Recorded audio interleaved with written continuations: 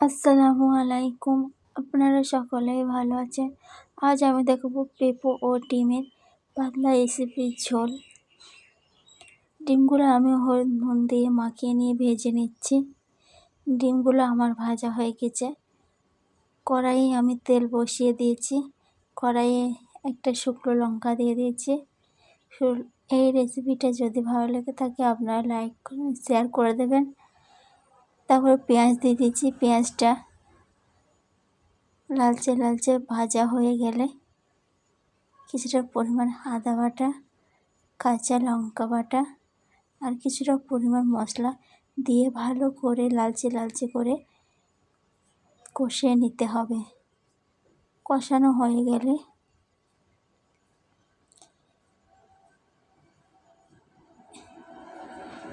এবার আমি দিয়ে দিলাম নুন স্বাদ পরিমাণ মতন।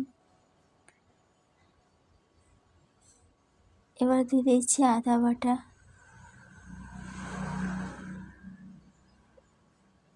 এগুলো ভালোভাবে কষিয়ে নিতে হবে।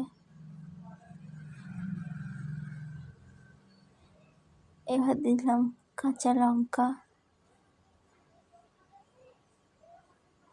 ভালোভাবে নেড়ে চেড়ে কষিয়ে নিতে হবে। এবার দিয়ে দেবো মশলা, হলুদ গুঁড়ো, জিরে গুঁড়ো, ধনে গুঁড়ো দিয়ে দিলাম। ভালো করে কষিয়ে নিয়ে আমি এবার দিয়ে দেবো পেঁপোগুলোর সঙ্গে ভালো করে কষিয়ে নিতে হবে। পেঁপোগুলো ভালো করে নেড়ে চেড়ে কষিয়ে নেওয়া হয় গেলে তারপরে দিয়ে দেবো ডিমটাও ভালো করে ওর সঙ্গে অ্যাড করে দিয়ে কষিয়ে নিতে হবে। কষানো হয়ে গেলে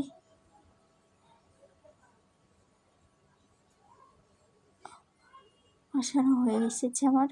এবার আমি জল ঢেলে দেবো। জলটা ঢেলে দিয়েছি। ভালো করে নেড়ে চেড়ে দিলাম।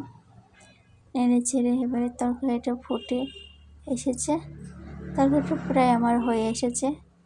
এই তরকারিটা খেতে খুব সুস্বাদু হয়েছিল, ভালো লেগেছিল। আপনারা বাড়িতে একবার ট্রাই করে দেখবেন পেঁপো ডিমের ঝোল রেসিপিটা।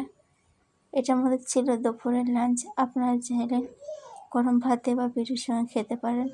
আপনারা সকলে ভালো থাকবেন, সুস্থ থাকবেন। আবার পরবর্তী ভিডিও নিয়ে আসবো।